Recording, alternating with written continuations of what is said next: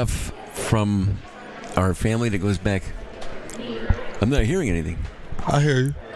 Or so we're on? Oh, hi there, everybody. I don't hear anything. Hello. Yes, here we are. It's live from Heritage Hill. It is the Halloween edition with head coach Fran Brown. And welcome to those joining us here on QSportsTalk.com.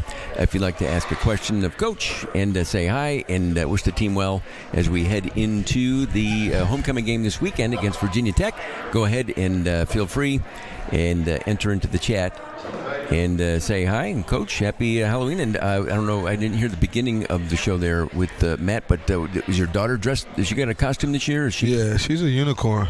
She's a unicorn. Is that her thing? That's what she... It's just my wife picked it, yeah. Whatever my wife said they're going to do, that's what they end up doing. She picked one for my son. She tried to make him a bag of hot Cheetos. He wouldn't wear it. He said, no, I'm not wearing that. They're going to laugh at me. So he didn't wear that. I think he was Michael Myers tonight, though. Yeah. He's been Michael Myers for like 5 years straight. He just keep being the same person, so it's funny. When's the last time that you, like for a party or an event or a function, dressed up? No, I don't really do that. I did one time. We was at, I was working, and I couldn't go nowhere. We had like a Halloween party at work, so I had a box in my office. I just drew some eyes and put holes in the eyes, and I put it on. I called myself Boxhead when all the kids was asking, "Who are you? What is that?" I said, "I'm Boxhead. It's a new cartoon coming out," but it was literally a box. I just put it on my head. I called myself Boxhead. The crazy thing is that probably would have worked if you started a cartoon called Boxhead. Yeah. Well, let's get to some of the questions rolling in here in the stream chat again from QSportsTalk.com. This from Sandy. The question is, Coach, I noticed in the Pitt game it was really the first time all season that the wide receivers appeared to struggle to get open. Was it a case of Pitt something that they were doing, having really aggressive coverage, or just not completing the routes, combination of both? Pitt just went to work. Hats off to them. They did a great job to shut us down. Plain and simple. Yeah. Again, the stream chat here, this from Ryan. Coach, how do you manage moments of doubt or low energy to ensure they don't derail the long-term goals in the football and in life in general? Well, I think that doubt inhibits movement. You know, doubt slows you down. You can't think the right way. So I try to clear doubt, and I think the way that you clear doubt is by preparation and going back and learning from what happened. So I think doubt tries to creep into a lot of guys, but you know, when you got faith and you believe and you push and you work and you prepare the way you're supposed to prepare, doubt starts to leave. So, you know, doubt is just, I don't deal in doubt. Yeah, I don't really deal in doubt. Like, the glass half full to me, you know, not half empty. So I don't deal in doubt. So was that, for the most part, that was the post-game message after the game before you guys came back to Syracuse? No, we just had some work to go do. They had our number. They beat us that night, and we had to get back to work. We had to go check everything out, see what we done wrong, analyze it, understand it, and then fix it. And with that kind of a mini bye week in a way, does that help? That extra couple of days? Or we had 2 days to still watch, but we didn't practice and things of that nature. We just we had to sit on it. We had to let it soak. You know, you had to let it marinate to understand who you were, and that's who you are right until you fix it, you know, and then we had to go and fix it. So it was good that happened that way for us. This question here, Coach, is the goal of making the playoffs still reachable? We just got to play one game at a time. Well, that's all we have is we got to play. We got to go play against Virginia Tech, and then things happen. You know, this is football. One at a time. And it's America, so you know how it goes. It's a long season, still plenty of football left, and it's a land of possibilities. Without a doubt. This one from Steve says, Coach, we seem to lack balance. We have a hard time running the ball but pass it well, but our passes are mostly short intermediate passes. Haynes was supposed to be a deep threat, so we have anyone who could do for us what he was going to do? Can we protect the quarterback well enough to throw deep? Yep, we just got to see this weekend what happens. So, you know, I mean, we're trying to fix some of those. We'll see if we address your answers this weekend. So when it becomes, of course, we want to be a balanced football team. So we got to run the ball more. And then guys just got to get open. Guys can run. They just got to run. You know, you got to run. You got to be able to get off the line of scrimmage. So it'll help us out. We'll see. See if we fit. Just keep that question and then find out if we handle that question. This one from Roddy. Coach, when you were in Cincinnati, did you ever try the Skyline chili? Oh, no, yeah, of course. Yeah, I had it before. You like it? It's like a sweet, isn't it? Like chocolate syrup or something in it. Yeah, it's just a sweet. You know, I like sweet. I like sugar in my chili all the time anyway, so fit right in. Is there any other kind of unique things like that you like sugar, chocolate in that maybe other people wouldn't? Probably shrimp and grits. I like putting sugar in my grits. I like sugar in my grits, period. A lot of sugar. I like probably cover the whole damn bowl with sugar. You know, I did that. So I like sugar in my grits. That's probably something that most people don't like. But It's I like doing that. Elf putting the syrup on spaghetti. Man, pretty much. Down in it with a big with a big cola. Sandy wants to know how did Marcellus Barnes look to you in the first game back? Love seeing him get the interception, even though it got called back. Well, I think he did well. He's a competitive young man. He practiced well this week. He was up and down a couple days, but he did a good job. So excited to watch what he does this weekend, and as he continues to get better and continues to grow, he's a really good football player. Are there any other guys, Coach, that we'll see or that you have available Saturday that weren't available to play against Pittsburgh? Well, there's just going to be a lot of guys trying to come back. Everybody's playing. You know, I know Yasin Willis will be out, which is a big blow for us, you know.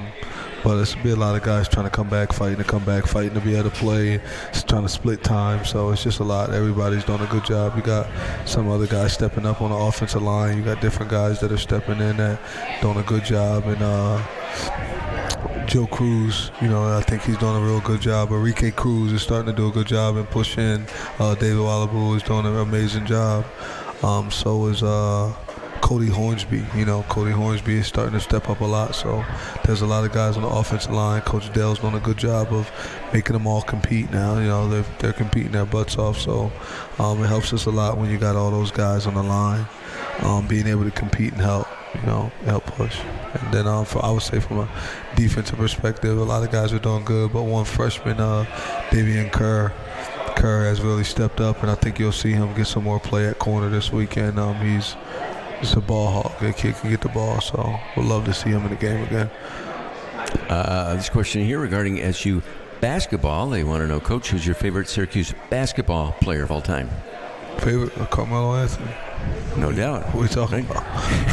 I mean, I like Derek Coleman though, just as like a person and like that. So like he's thorough. I think he's a real cool OG. So like he's thorough. And I thought he played basketball the way it's supposed to be played, but Carmelo Anthony is like it's my era, my age. You know what I'm saying? We all the same. So like listen, Carmelo. This one here from Ryan. Coach, in terms of your head coaching career, obviously you just arrived here, but what kind of legacy do you want to leave behind at Syracuse and as a head coach in college football in general? I want to put Syracuse on the map. I want to win a national championship here at Syracuse. That's what I want to leave behind, and that's the legacy. I want my son to be able to come here and coach with me one day, and then for my son to end up coaching here with me also. So all those things will be stuff that I want to do here. You know, I've seen both of the lacrosse coaches. They've coached here for over 60-some years, back to back. And once he retired, then his son stepped in and took over, and things of that nature is what I look to, God willing, to be able to do here also.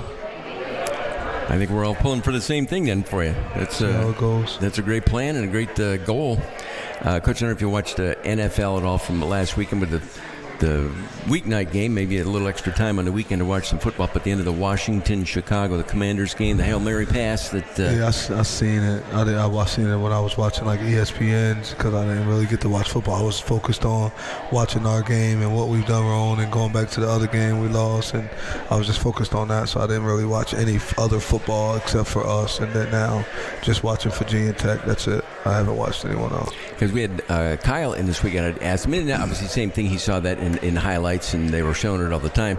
But he said he's never had to throw one in high school or college. He has yet to actually throw a Hail Mary pass, so he's, 0 for 0. When you were quarterback, did you ever throw a Hail Mary? I threw a pass that was deep to win a touchdown, but not like last second, throw it up. I think I did. One time we had a turkey game. It was 6 seconds left. We were losing to our rivals 6-0, Camden versus Wilson.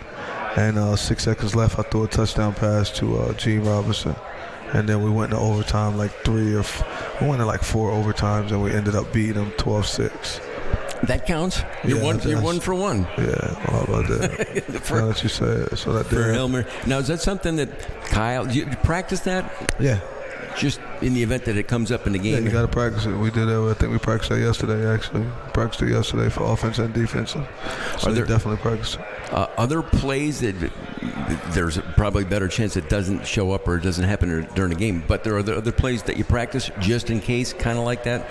Yeah, it's just situational football. Like what's like one or two? You have to say what they are, but the types of situations. Just situational football. You got 24 seconds left. You want to get going, or you might have 18 seconds left. Different things you want to be able to play. You want to practice Toro to be able to have the field goal team run in to be able to kick a field goal. And you could do this. Hopefully, you got 18 seconds to 16 on the clock, or just seeing how fast you can get out there. Just get the ball snapped, kick it off to be able to make it. So you practice those kind of things. Just practice a lot. You practice a lot of situational stuff where you need to get the ball out, being able to. It's just a lot of things. I'd rather not keep going because then I'll start to say all the stuff we practice and where we at. But just situational football. Everybody it does come up and you have to practice it. Got to practice it. You got to practice every scenario, every situation. This one here, Coach, with Willis out, how have Hart and James looked in practice? They're doing good. They're all eager young guys that are ready to go. They got their ears back and they're ready to go. Again, if you have a question here for Coach Brown as we head into the Virginia Tech game, again, another noon game on Saturday. Coach, and I know you like noon games. You can put the question here or the comments in the stream chat here on QSportsTalk.com. Aside from that, Coach, other notes in general, just sports related. Next month, actually, November 1st is tomorrow, so a couple of weeks from now in Las Vegas, you've got Mike Tyson and Jake Paul in Las Vegas. Is it going to go the distance? I don't know. Do you follow that? I don't really want Mike Tyson to fight nobody else no more. Just be done. No, I just think he's one of the best athletes to ever do it, and I just respect the way he works. I respect all the stuff that he done, and just rather Mike just sit back and go train people. He need to be able to make appearances everywhere, keep making his money, keep doing all that stuff like that. I'm not saying that Mike can't fight, but I just, like Mike, one of the best ever. Like, chill, let the big homie chill, man. I don't really need to be out there trying to still fight and do that. You know what I mean? It's just like, I don't know. I don't really want to see that. I want to. It's just like having an older guy that's an uncle, somebody that you done looked up to your entire life, and then you got other dudes. I want to go fight him. Let's see how we meet Mike Tyson up. I don't really think you get no credit for. It's like in my neighborhood, there were certain dudes that could fight really, really well, and now those people probably be 60+ years old. So now you're a young dude, you go hit this 60-year-old guy, and you knock the 60-year-old dude out. It's like, come on, bro. You gonna brag about that? He's 60 now. You're supposed to do that when he was 35, 40, still running around doing that. It's just, I don't know. I just don't look at it that way. I respect Mike though. Dude, Jake Paul, I think he's a good fighter. Whatever it is that they do and do all that stuff, but that don't really entertain me that much to be able to want to do that. This from Dominic. Any chance of McNabb era throwbacks versus Miami coming up at the end of the month? McNabb era, like the jerseys and all that? Yeah. To ask him, he gonna put the bread up for it. Oh. You know what I'm saying? You put the money up for it, we got you. We can do all kind of throwbacks then. Whatever you need, but I don't think so. I just want to get people accustomed to who we are in Syracuse and the colors, and you got to bring that tradition back. You got to bring it back. So I'm accustomed to doing that. Homecoming weekend, are there guys that you already know of who are going to be back for the game and coming in to talk to the guys or visit the team? But they've been in already this week? A lot of guys starting to come in tomorrow, different guys. I'll get P.J. Alexander, Joe Burton, and Cliff. All those dudes will be coming back. But just a bunch of guys, though, Turno Sims, EJ, just you name them, they all coming back, you know what I'm saying? I hope that Keith Bullock come back. I always like hanging with Keith Bullock, it's always being with him. I'm not sure if Donovan Darris will make it in town, and then a lot of the young dudes. So you got a lot of dudes like Cisco and all those dudes, they all playing now, so, they got games and they got their own stuff to do, so a lot of those guys can't come back, but man, there's going to be a lot of guys back, a lot of people back, so I'm thankful that they'll be back, and you'll get to see all those guys on the sideline pregame and all like that, and just being around them, it'll be pretty cool. This one from Ryan. He says, Coach, I know you don't like to compare players from different eras, but who is the GOAT, Jordan or LeBron? He ain't getting me to talk that. I mean, It got to be Michael Jordan. I mean, it don't gotta be Michael Jordan, but it's Michael Jordan because of me watching Michael Jordan and go there and do that. Now, I respect LeBron James on a whole nother level because of the longevity, because of the way he's put the culture on, just like everything that he's doing, him having the opportunity of being able to play in the NBA with his son, who you watched him develop his son from seeing him play as like a sophomore. I remember watching them. They played Camden High over in Pennsylvania, and watching him play there, just watching how he continued to develop. So just all the work that goes into that as a father, it's like, dang, you'll be able to be his father, still be on top of the game, the best in the NBA since you've been in the NBA, and still able to hold that and then still bring your son up and have him do it. You know, I just think all around that LeBron James is a real classy guy. Like, he's one of the better athletes that the world has ever seen, from a husband perspective, a father's perspective. I'm pretty sure he's a great son. I don't know him well enough to do that, but just everything that he does, I think he does it class A, and like somebody that all of the youth and everyone should be able to really just watch and look at and just see how he goes about his business. That how you do anything is how you do everything. Everything he do it classy, and I respect it and I like it. And the way at his age and the number of years he's been playing, to stay in the shape that he is in still, day in and day out, is amazing. It's hard. It's hard to do that. It's a lot of dedication. So, you know, he's like I said, he does it all top notch. So hat off to him, and see all the dudes he went to high school with, just like all the stuff those guys done and how they've continued to climb into different professions, and they've took basketball and sports and made careers out of it, you know, with Rich Paul, and he got a lot of other dudes like that. So I think their squad did a really good job, you know. This question, Coach, can you discuss the field goal situation? Are you considering making any other changes? Yeah, can he kick? Yeah. Yeah, can it's an issue where, like, guys make them in practice deep, and then, you know, certain times they'll miss them, and it's just different pieces. So we got a lot that we're working on and dealing with that, man. It's annoying, but I'm happy that I get to do it. You know, rather it be me than another guy sitting here. So just got to keep getting them better, and I got to get more educated when it comes to that. And I think that if I get more educated when it comes to that, it'll help us out a lot. Also, it was, I forget what his name was, who I was supposed to be calling. I got to call him, I think today. We had a kicker here that played here who just had his, I got to call Dave Jacobs. So Dave Jacobs, you get this call, make sure you come by on Monday. Actually, if you could stop by tomorrow, that would be great. But I got to get in touch with Dave Jacobs, who was a kicker here, a professional kicker, helps guys do all that.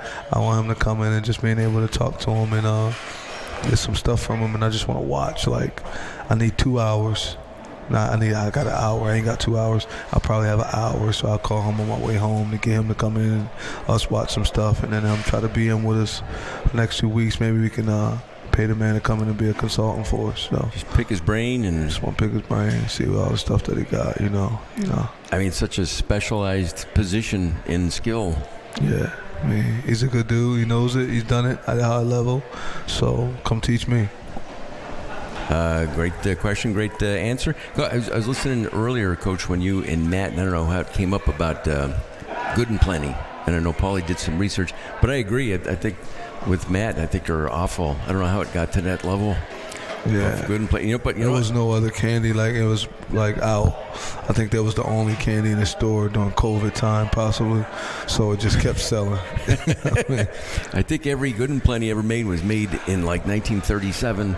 But the only reason I remember trying it, because I liked the commercial for it. It had the Choo Choo Charlie. The Choo Choo Charlie the Engineer. You remember this song? Nah, that was the jingle. We know we're in different age bracket. You know? That's the only reason that we bought it, because we made our mother, after watching we all learned a Choo Choo Charlie song. So yeah, I don't know that Choo Choo Charlie. None of that. We don't know that. I didn't even really get to watch Charlie Brown. That was a little before me. So, you know. And now it's all on Apple. I think you got to be a subscriber to watch that stuff. I don't know. I don't watch it. Yeah, I just don't watch it. Yeah, I'm totally. That's like past us. You know, I started with like I guess the Flintstones and stuff like that in the morning before school, and you know the Jetsons. That's kind of when I started seeing that in the morning before you went to school. That used to be on early, but Choo Choo Charlie, I'm way past that. Choo Choo Charlie, man. I have to. I'll find it here for you when we're done here, so I can. Nah, you be all right. Yeah, I'm good. I'm good. And then more because you're talking about Dave Jacobs. He owned that Shirt World that just did that big. I think he was there for 40 plus years up on the Marshall I think they Street. just closed down. Yeah, like within the past week or so. Yeah, last week. So he's got some time. He's got some time to come out and help you out. How we trying to plan his day, right? What was your favorite costume on Halloween you had growing up? Because it is Halloween, obviously, here tonight. What was my favorite costume Halloween? A football. I just wore my uniform. Just wear it. That's it. A football player. Yeah, it was easy. It was free. I already had it, so you just wore your uniform. You knew what you was being for Halloween every year. There was no. My mom never bought no Halloween costume. We had that. I think I might have been Bart Simpson one time. That's a good one. Bart Simpson mask. So. That's solid. Having that. Little trivia from Steve from North Syracuse, who joined us here in the chat. Dave hit the field goal that won the last game at Archbold Stadium in 1978. It's cool. I wasn't born. There. That's why I want him back. Let's get that luck back. Let's get it. Come get with us, Dave. We need you. Yeah, I think it was against Navy, if I'm not mistaken. Will you be very active in the portal once it opens, Coach? Is the question here. For whatever's needed, as long as they can help build a program, continue to push our program in the right direction. They got to be a great free agent. I'm going to look for Kyle and Fidel again. You know, when guys of that caliber that's going to come in, Jackson Meeks, who understands what it is to be on a football team, to be able to help continue to build our program. You know, it takes 2 years to build a program, and we're not there. So we got to be able to build 2 to 3 years technically. But I'm trying to speed it up. I'm trying to say 2 instead of the 3 that everyone says. But so it's just take some time. I need the right people, the right players, and the right mindset to be able to come in and follow the culture, because nothing's bigger than the culture. And the way that it works, obviously, and it's so important. Is there part of your staff, their whole job looking at that? Because obviously you're busy doing everything. But I mean, there's so many guys. Nate McNeil, Aaron Manici, and all those guys in the recruiting department, they handle that. But Nate, he's our GM, and he knows what we need. He comes to me all the time. He's always talking players, personnel. So that's Nate McNeil's area. So, you know, that's what they do. That's why you got a GM now. Then we got the recruiting department, which is like the scouting department. So it's almost trying to make it like the NFL. And is it like once a week you sit down with these guys, or just as needed? Like if somebody daily we talk. Every different day. Things. Yeah, it's different stuff you talk about daily and go through daily, and I ask their thoughts on things because they're watching also, because they don't have to coach a position. So you get to sit there and watch them and see what they think coming from an outside perspective. The noon game homecoming against Virginia Tech. When you're scouting and watching Virginia Tech on tape, Coach, what are you looking at? Who do you see? Who are some of the guys, some of the jersey numbers that when we're there in the Dome on Saturday that we'll be keeping an eye on? They're all good. I think they got a real good defense. Those corners, 44 and 4. Of course, APR. I like Woodson. I like a lot of those guys on the defense, to be honest. I think their whole secondary is pretty good football players. The D-line is pretty good. We'll count APR. On the offensive side of the ball, they do really well. I like 33, of course. Tootin is a good player. He's been a good player for a long time. Malachi, who's the other running back they have. Of course, the quarterback, Jones, is a real good football player. He's a Sunday guy. I think their receivers are good. I think you got a tight end that's a brother with one of the receivers. Those guys got the same name or something of that nature, but they're good. I think Nine's really good. He's a big guy that can run. 83, 12. It's a lot of those guys. The tight end, 86, is good. You got to know where he's at all times. Because he does a real good job, and they run the ball well from the running back and the quarterback, and then the quarterback can throw. He's very, he's pretty accurate. He's way more accurate than people give him credit for. When you watch him, he's an accurate thrower, and when he stays in that pocket, I mean, he can sling the ball. I know that's the thing that people want to know, like how, and he slings the ball from that pocket. So he throws, he hits those dig routes, and he hits those corner routes and things of that nature. So he does a good job of being able to do that. So, I mean, they got a good football team, so Gotta watch the whole team. Well, it's pack the place on Saturday at noon. It's homecoming weekend, so let's help out and do the best we can to get you that win. What kind of candy bars is being handed out at the Coach Fran Brown house tonight? They got full-size candy bars, so I'm not sure exactly, but it's probably Kit Kats and Three Musketeer. That whole little pack where they have Snickers, Kit Kat, Three Musketeers, M&Ms, and things like that. I'm more so like Snickers. If I had to get to pick my own candy bar, I would like a Snicker. But it's got peanuts in it, so you can almost justify it as a healthier. Yeah, that's why I eat peanut M&Ms every day. There you go. Every day, that's your thing? Every day, all day long. Well, there's protein in there. Yeah, exactly. Love it.